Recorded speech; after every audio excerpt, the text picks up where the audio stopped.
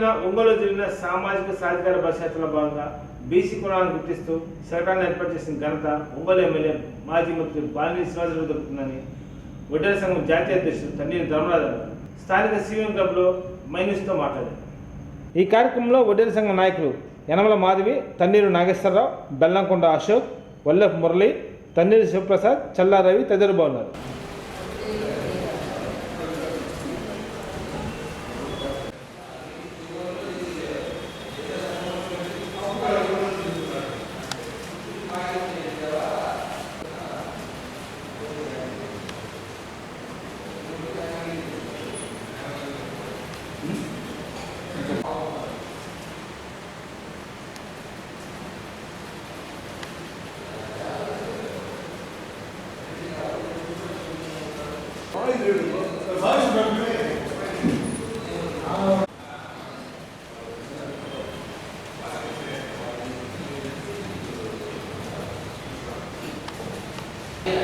ఈ రోజున ఉమ్మడి ప్రకాశం జిల్లాల ముఖ్య కార్యకర్తల సమావేశం జరిగింది. ఆ సమావేశంలో కొన్ని సూచనలు, అజెండాని చెప్పడం జరిగింది. ఇప్పుడు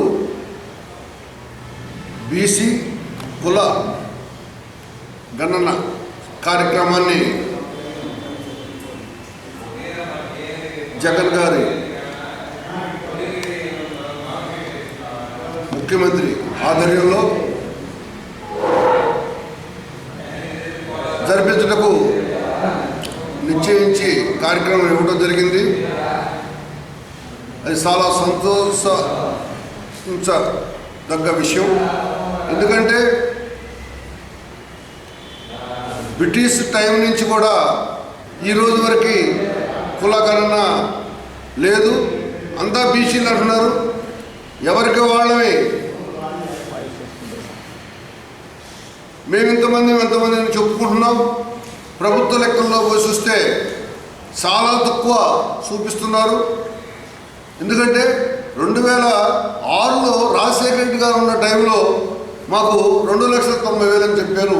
అప్పుడు మేము 50 లక్షలు చెప్పుకుంటున్నాం. కానీ దానికి నిర్దిష్టమైన ఆలోచన ఆ రోజు ముఖ్యమంత్రి రాజశేఖర రెడ్డి గారే మా ఊర్లోనే ఉన్నారయ్యా, మా నియోజకవర్గంలో ఉన్నారు, మా కడపలోనే ఉన్నారు 3 లక్షల మంది, 4 లక్షల మంది, 5 లక్షల మంది, ఏందంత తక్కువ లెక్క అని చెప్పడం జరిగింది. కానీ దాన్ని ఈ రోజున జగన్ గారు అమలు జరగడానికి సిద్ధంగా పూనుకొని ముందుకొచ్చాడు. కాబట్టి ఆయన్ని మేము సంతోషంగా అభినందిస్తూ, అయితే ఈరోజు మా వడ్డెర క్యాస్ట్లో వడ్డోళ్ళు, వడియరాజులు, బోయ వడ్డే ఇట్లా కొన్ని పేర్లు ఉన్నాయి. కాబట్టి ఎవరి కాడికి పోతే ఏ జిల్లాలో ఏ ప్రాంతంలో వాళ్ళ వాయిస్ వాళ్ళకు తగ్గట్టే చెప్తారు. కాబట్టి ఈ మొత్తాన్ని కూడా ఒక బీసీఏలో వడ్డెరకు సంబంధించిన కులాలతోటి ఒక వడ్డెర కులం కిందని తీసుకొని ఒక లిస్టుగా తయారు చేయాలి. విడిగా డివైడ్ చేసి ముక్కలు చేసి వీళ్ళు తక్కువ ఉన్నారని చూపించకూడదని చెప్పి అధికారులకు సూచనలు ఇస్తూ, గ్రామాల్లో వాలంటీర్లు కూడా ఇదంతా వడ్డిపాలెం అని అంటారు. కాబట్టి వడ్డిపాలెంలోకి తీసుకెళ్ళి పేరున ఊర్లో ఉండే వాళ్ళంతా లిస్ట్ ఇవ్వాలి. అదే కాకుండా మా వాళ్ళంతా కుల వృత్తుల కోసం వలసపోతుంటారు, మళ్ళీ తిరిగి వచ్చి గ్రామాల్లో ఉంటారు. మీరు లేరు కాబట్టి మేము రాసుకోమంటారు. అట్లా కాకుండా ఆ ఊర్లో ఓటరున్నా, ఆ ఊర్లో పొలాలున్నా, రేషన్ కార్డులున్నా వాళ్ళందరినీ కూడా ఆ గ్రామం కిందకి తీసుకొని లిస్టు తయారు చేయాలని చెప్పి కోరుకుంటున్నాం. ఇంకొక సూచన ఏంటంటే, మీరు ఎక్కడుంటే అక్కడ రాపించుకోమంటారు. కానీ మేము ఎక్కడ ఊర్లో ఉన్నాం, కాలువలు తవ్వే కాడను, ప్రాజెక్టులు కట్టే కాడను, బిల్డింగ్లు కట్టే కాడను, ఇంకా ఓటర్కు పోస్టు అడ్రస్ లేని ప్రదేశాల్లో ఉంటాం. కాబట్టి అక్కడ మమ్మల్ని లిస్టులోకి తీసుకోవడానికి వీలు కాదు. కాబట్టి గ్రామంలోనే మా కార్డు చూపించి మా ఇంట్లో ముసలోళ్ళు, పెద్దోళ్ళు, పిల్లలు ఉంటారు కూడా అక్కడ లిస్టు తీసుకొని వీళ్ళందరినీ కలిసి కూడా అందరూ కూడా ఒకటే లిస్టులోకి తీసుకొని మా జనాభా ప్రాతిపదికన తేల్పాలని చెప్పని, దానికి అధికారులకు సూచనలు ఇవ్వాలని చెప్పని, ప్రభుత్వ అధికారులకు చెప్పాలని చెప్పని, వాలంటీర్కి చెప్పాలని చెప్పని ఇవాళ మేము తీర్మానం చేయడం జరిగింది. అదే కాకుండా ఈ రోజున స్వతంత్రం వచ్చి 75 సంవత్సరాలు 76 సంవత్సరాలు దాటినా కూడా వడ్డెల్ని గుర్తించిన పార్టీలు ఏవి లేవు. ప్రభుత్వాలు మారినాయి, అధికారులు మారారు, ముఖ్యమంత్రులు మారినా కూడా ఓన్లీ రాజశేఖర రెడ్డి, వైఎస్ రాజశేఖర రెడ్డి వచ్చిన తర్వాతే కాతో కూతో గుర్తింపు వచ్చింది వడ్డెర్లకి. ఏం గుర్తింపు వచ్చిందంటే ఒక ఎమ్మెల్యే సీటు కదిరిలో పోటీ చేయడానికి ఒక ఎమ్మెల్యే సీట్ ఇవ్వడం జరిగింది.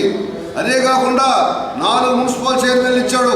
ఒకటి మాచర్ల, నర్సరావుపేట, కందుకూరు, రాయచోటి. అదే కాదు మున్సిపల్ చైర్మన్కే ప్రధాన కార్యదర్శి చేశాడు రాయచోట్లో వీరభద్రయ్య గారిని.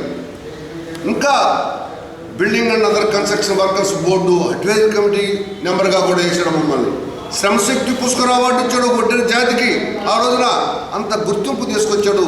అదే కాకుండా బిల్డింగ్ అదర్ కన్స్ట్రక్షన్ వర్కర్స్ బోర్డులో మేము రామని అధికారులు చెప్తే వీళ్ళంతా కూడా కంకర కొట్టేవాడు, రాయి కొట్టేవాడు. కాబట్టి వీళ్ళందరూ కార్మిక శాఖ కింద పోతారంటే కాదు, బిల్డింగ్కి పునాది తవ్వేది ఎవడు, దానికి రాయి బేస్మెంట్కి రాయి కొట్టేది ఎవడు, ఇటుక రాయి చేసేది ఎవడు, గోడ కట్టేది ఎవడు అని చెప్పి ముఖ్యమంత్రి చెప్పి మమ్మల్ని చేర్చి దాన్ని సపరేట్గా 1 month సపరేట్గా వడ్డెర్ల లిస్ట్ తీసుకోమని చెప్పి చేయడం జరిగింది ఆ రోజున.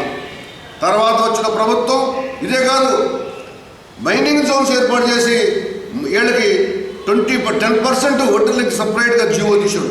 అదే కాకుండా క్వారీలన్నీ కూడా అగ్ర కులాల చేతుల్లోకి వెళ్ళిపోతున్నాయి కాబట్టి వీళ్ళకి ఒక 10% సపరేట్గా ఎవరికి ఇవ్వకుండా రిజర్వ్ చేసి పెట్టి వాళ్ళు ఎవరు కొట్టుకున్నా కొట్టుకోవాలని చెప్పాడు ఆ రోజు రాజశేఖర రెడ్డి గారు. తర్వాత వచ్చిన ప్రభుత్వం వడ్డెర్లని మరిచిపోయి ఎలాంటి రాజకీయ పదవులు ఇవ్వకుండా, ఎలాంటి సంక్షేమ పథకాలు ఇవ్వకుండా, వాళ్ళని అసలు పట్టించుకోకుండా పోయింది. తర్వాత జగన్ గారు వచ్చి మళ్ళీ వాళ్ళ నాన్నగారి మాటలోనే మళ్ళీ మాకు ఒక ఎమ్మెల్యే సీట్ ఇవ్వడం జరిగింది. అయితే ఆ ఎమ్మెల్యే సీట్ ఇవ్వడం జరిగింది. తర్వాత మళ్ళీ ఎమ్మెల్సీ ఇవ్వడం జరిగింది. అదే కాకుండా ఆసియా ఖండంలోనే పెద్ద మార్కెట్ అయిన గుంటూరు మిర్చి యార్డ్కి చైర్మన్గా 2 పర్యాలు ఇవ్వడం జరిగింది. ఇయే కాదు, మన మున్సిపల్ చైర్మన్ మాచర్ల, పల్నాడు జిల్లాలో మాచర్ల చైర్మన్ పదవి మాకు ఇవ్వడం జరిగింది. పులివెందుల ఆయన గడ్డ, జగన్ గారి గడ్డ, ఆయన ఎమ్మెల్యే సీట్లు ఉండే పులివెందుల గడ్డను కూడా మా వడ్డెర జాతికి ఇవ్వడం జరిగింది. ఇంకా డైరెక్టర్లు, బీసీ డైరెక్టరు, మైన్స్ డైరెక్టరు, మా డైరెక్టర్లు ఇవ్వడం జరిగింది. అదే కాకుండా దేవాలయాలు నిర్మించాం, ప్రాజెక్టులు కట్టాం, గుడులు కట్టాం, బడులు కట్టామని చెప్తుంటే ఇవాళ బడుల్లోకి మా జనాన్ని తీసుకెళ్ళడం కోసం మా వాళ్ళకి బడి అమ్మఒడి ఇచ్చి ఇవాళ బడి పంపించి చదివిస్తున్నాడు. ఆ గుడిలో మాకు ప్రాధాన్యత కలుగుతుంది. అదే కాదు, ఇవాళ గుడిలో ఈ రోజు వరకు 76 సంవత్సరాల స్వతంత్రం వచ్చిన చరిత్రలో గుడిలో మా కులాన్ని ఇప్పుడు ఎంటర్ కాలేదు. ఇవాళ శ్రీశైలం ట్రస్ట్ బోర్డు మెంబర్గా మా క్యాస్ట్ ఇవ్వడం జరిగింది. ఈ రకంగా వాళ్ళ నాన్నగారి బాటలోనే జగన్ గారు ఉద్దుకు పోతున్నాడు. అదే కాకుండా ఇవాళ కులగణన తీసుకున్నాడు. కాబట్టి ఈ కులగణనలో కూడా మాకు న్యాయం చేసి అందరినీ ఒక గ్రూపుగా కిందకు వచ్చేటట్టు సూచన ఇచ్చి అధికారులకు చేయాలని చెప్పి మనస్ఫూర్తిగా కోరుకుంటూ, ఈ మధ్యనే పుట్టపర్తిలో